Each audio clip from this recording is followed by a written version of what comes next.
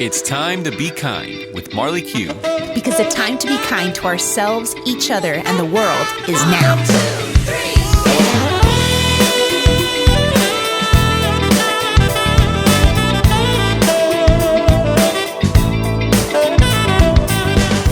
Hi, Parker. I'm Marley Q, and you're listening to episode number 25 with Rachel Ramjattan. Our guest today is not one to toot her own horn, so I shared with her my acronym for B.R.A.G and gave her permission to be real and grateful about her passion, fundraising expertise, and kindness that she generously gives others every day. Like me, this Parker believes that kindness and gratitude are the keys to happiness, and her passion is empowering people to change the world. Rachel is a best-selling author, fundraising coach, and master trainer with 25 plus years of experience with managing technology, fundraising, development, and communications for all kinds of nonprofits. She's the kind of storyteller you could listen to for hours, and one of the few certified fundraising executives that has spoken with countless fundraising and social impact audiences nationwide. Which is why I'm so excited you get to experience a little spark of Rachel's kindness today. Let's listen. Welcome to the show, Rachel. Thank you so much for making time to be kind today. Marley, thank you for having me. You're one of my favorite people, and I love your ministry of kindness. So this was a total no-brainer for me. Oh, thank you. We are each other's biggest fans. So you're one of my favorite people too, because you're a Parker. From the moment that I met you, I knew I'm like, this woman is someone who performs acts of random kindness. She lives, breathes, gives it, exudes it from your being. We met several years ago. I think maybe almost a decade ago at an event, a philanthropy event where you were leading, you were facilitating a workshop on fundraising. And I had just started Park Project, our nonprofit, and I was just so overwhelmed as to how, am I going to fundraise as a business, as a sustainable nonprofit business? And, your presentation was not only super valuable and on point for me, but you stayed afterwards and you kindly offered to answer questions for people that had more. I was one of them. I was waiting in line to connect with you. And not only did you just give me your card and add me to your email list and like the regular things that most, presenters do at these events, you actually followed up. And you actually made time to be kind and learn about my mission and learn about, me wanting to be the spark of kindness and how can I fundraise for something as intangible, so to speak, as kindness, right? When other nonprofits have products and services, I'm like, I have this idea I'm trying to sell to the world. How do I fundraise for this? And we sat down at a Starbucks. This was over 2 years ago. And I think you remember what I was talking about during that conversation. So I don't want to share the whole story. But the point is that you really made an impact right from the start as a Parker. And I'm just so grateful for you making the time to be kind and really connect. Oh, thank you, Marley. I have just absolutely enjoyed our friendship. And, I'm a firm believer that what you put out into the world comes back to you. And you know that because of your mission. So, the world needs a lot more kindness right now. It always has, but even now it needs even more. So the thought of being able to help you spread kindness and help other people tap into that passion they have and change the world in ways that are important to them. That's really my mission in life. So it comes naturally, just like it does for you.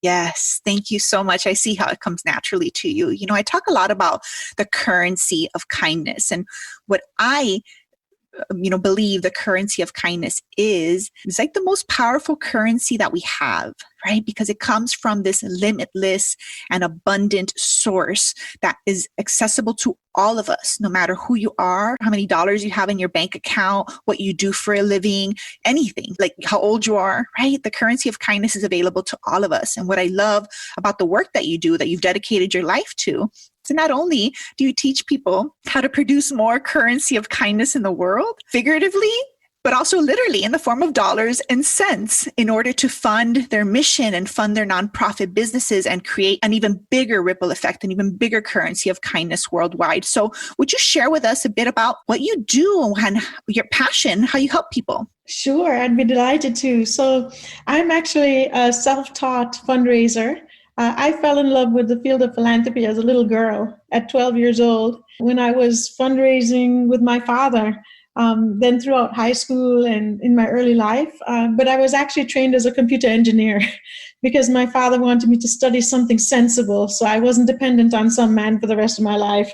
So I spent almost 10 years in the manufacturing sector as a computer engineer, and I was proficient and got glowing reviews, but it didn't fill me up. It just didn't make me happy and fill my bucket every day. And so finally, about 20 years ago, I switched into the nonprofit world, and that's where I've been ever since. So I'm actually a certified fundraising executive. That means that I've earned the second highest credential. There are probably about 6,000 of us in the world, not a huge niche. And there are many great fundraisers that don't have that credential. So it doesn't mean that one is better than another. But it has given me a platform where people want to engage with me. And I think what I love most about the role I have now is I have the opportunity to teach and coach. So at heart, I'm a personal fundraising coach. I absolutely love to see nonprofits have the money to fully fuel their mission and do more good. And I think that's the role that brings me joy, because I learn as much from it as those that work with me learn while they're working with me. So it's like our friendship. I've made so many friends, and I don't know about you, but people who work in the nonprofit sector tend to be very big-hearted and empathetic. And so when you surround yourself with people like that, how can you not be kind to others or be happy? I am with you on that 100%. And I know that you're super humble and modest, and I love you for it. But I also love that you love to brag. And I don't know if you know what my acronym for BRAG is. Do you? I've heard it and I can't remember it. I have so many. I don't blame you. I am an acronomist at heart. BRAG stands for Be Real and Grateful. And that certification that you shared, you should totally brag about that, because not only is that a very elite certification and makes you one of very, few certified top fundraisers in the world qualified to teach and coach others, you put time and work into achieving that, right? And I started as an accidental fundraiser also. I was a little girl. I found out kindness was my superpower at 10, and I started fundraising, like pennies and nickels and whatever you can get, right, to be able to donate to causes. And I consider myself to be a professional fundraiser. All these years later, I've raised well over $1 million for all these charities that I care about. I don't have any certification, right? I go to the pros like you for guidance and support in order to actually not just, know how to ask people for money, right? But how to actually create a plan and systems in place in your nonprofit business in order to generate the income, the funds that you need in order to fund your mission and your nonprofit. So I love that you shared that and that you bragged about that, because I know it doesn't come easy for you to quote unquote brag. It doesn't, but I'm trying to get better at it, because I realize that when I sell myself short, I'm selling others short too. Yes. If you don't believe in yourself, and I do believe in myself, but I'm not comfortable bragging myself. But I realize that, that sometimes holds people back, because some people that need your help really are looking for those credentials and that history of success to have the confidence to be able to take a chance on partnering with you. And so it's a work in progress. You asked me yesterday what was one of the things I'm trying to do for myself to be kind or practice kindness to myself. That's one of them. Yes. Getting more comfortable affirming myself so that I see my best self and see myself the way others see me, because that's been an uphill climb for me. Yes. And for so many people, which is why I wanted to emphasize it and spotlight that, because it doesn't come easy to, I think, anybody or most people, especially to the service-driven, people that dedicate their lives to, whether it's, an actual nonprofit business or just a side park project or, their actual for-profit businesses.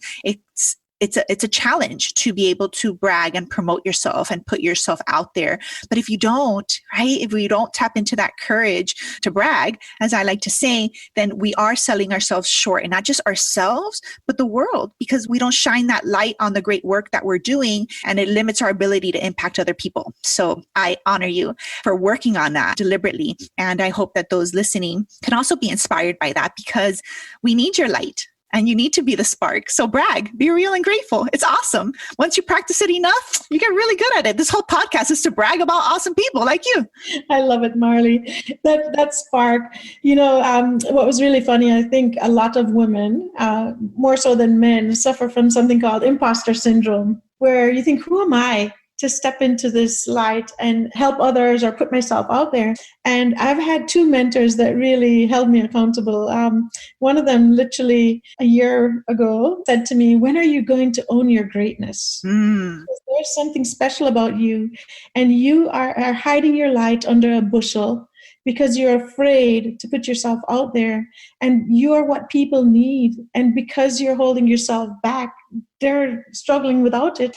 And at first, I have to say, I wondered who she was talking to, but it really convicted me when I thought about it and meditated a little bit to say, I never saw my role as hiding things under a bushel. People will find you when they really need you, but it really convicted me that God has given me many talents, and it's like the parable of the talents. What are you going to do with it? Are you going to be the one that sticks it in the ground so you can give the same amount back? Or are you going to go and use what he's given you to do the work he set you on? And so she was really the one that pushed me to write my book, which is called No More Duct Tape Fundraising, the Nonprofit Leader's Guide to Becoming an Inspirational Fundraiser.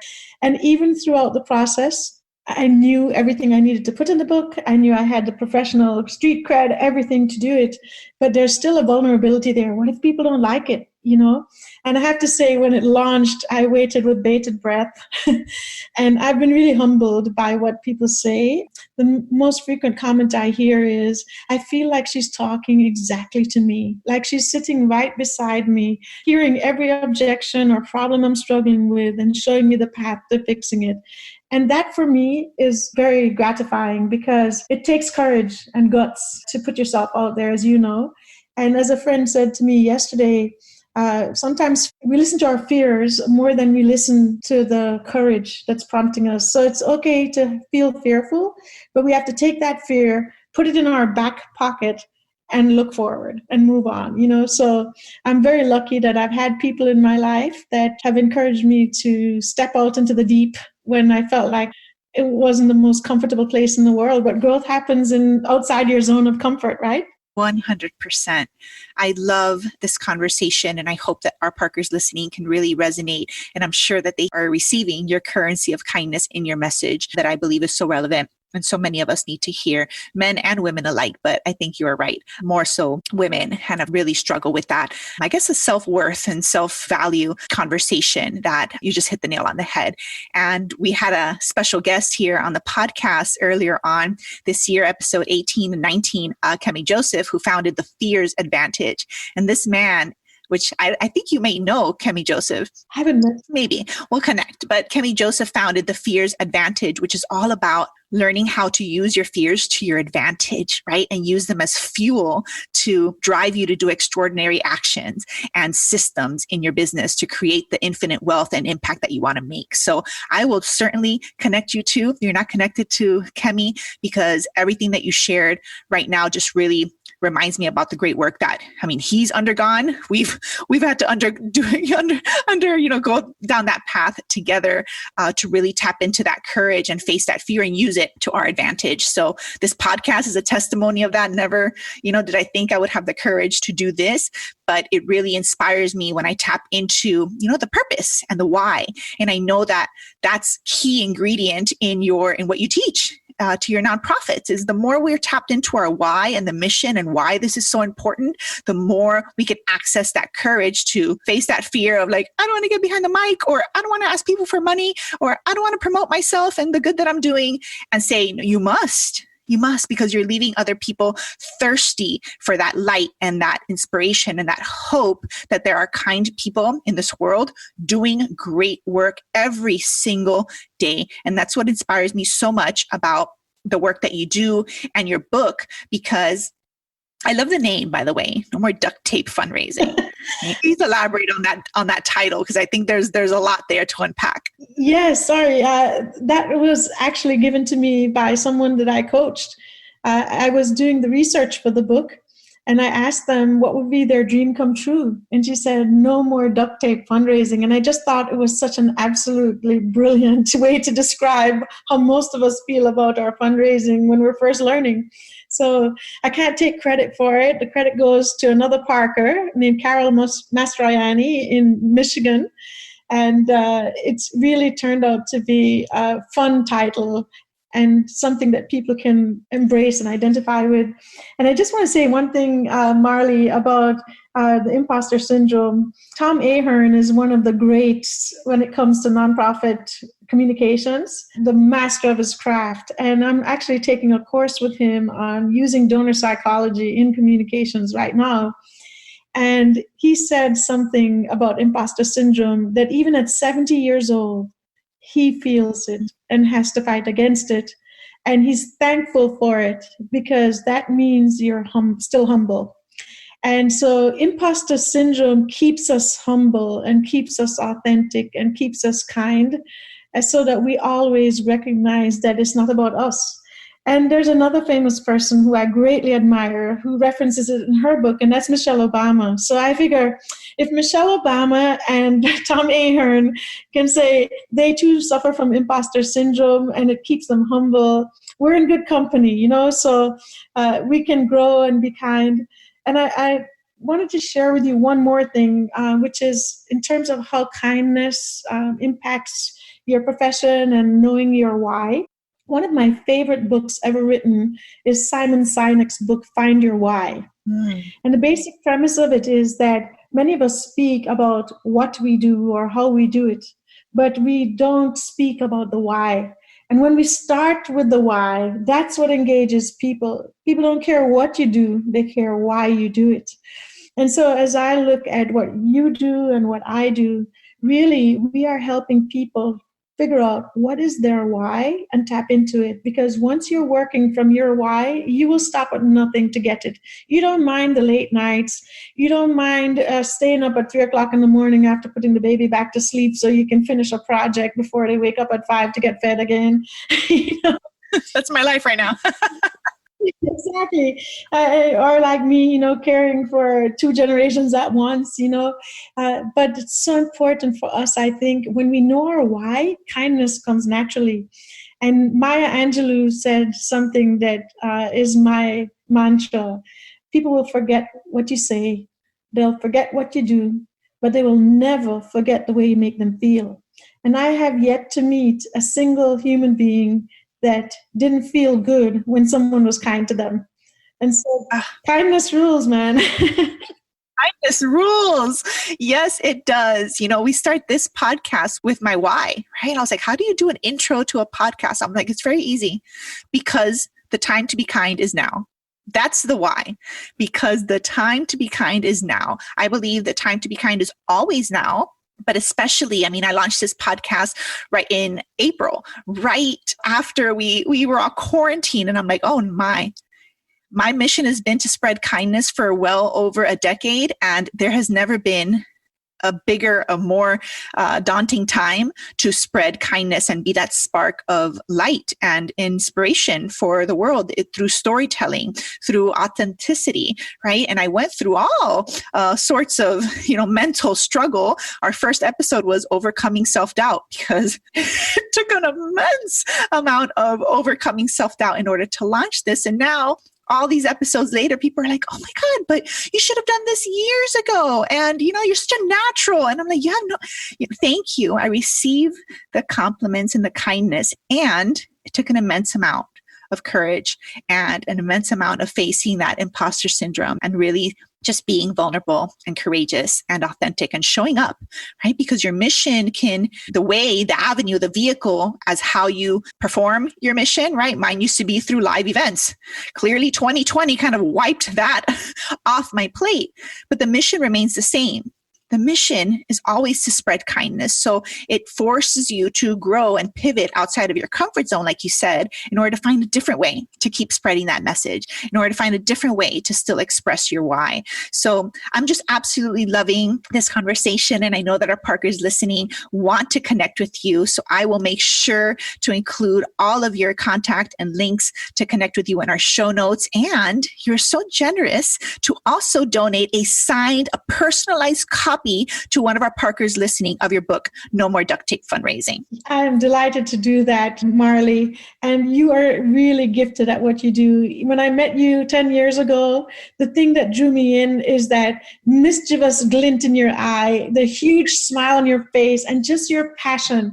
And you can't fake passion. And so I think kindness is all about finding your passion, being kind to yourself first. Make sure you take the time to find your passion. Give yourself permission to chase your dreams and, face that fear and press on regardless, because what's the worst that could happen? You fail spectacularly at spreading kindness, not possible. And you surround yourself with a beautiful community of people that are kind-minded, that are automatically drawn to you. A friend of mine says she's a magnet for awesomeness. I'm like, I'm a magnet for awesomeness. Do you have any idea the number of amazing people that I have in my life? This whole podcast, all of these.